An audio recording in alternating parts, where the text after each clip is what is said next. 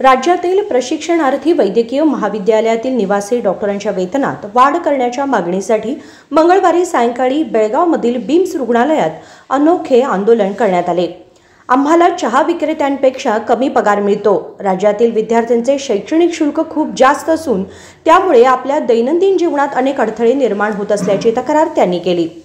इतर राज्यांमध्ये विद्यार्थ्यांची फी कमी आणि पगार जास्त आहे, मात्र सरकारने आमच्याकडे दुर्लक्ष केल्याचे ते म्हणाले।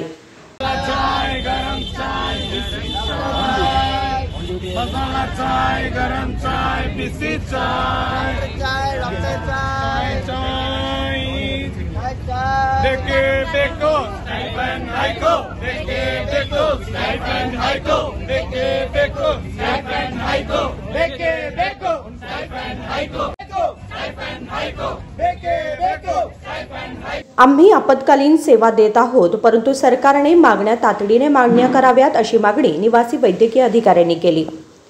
राजशेखर हिरेमठ, KMM मराठी, बेळगाव।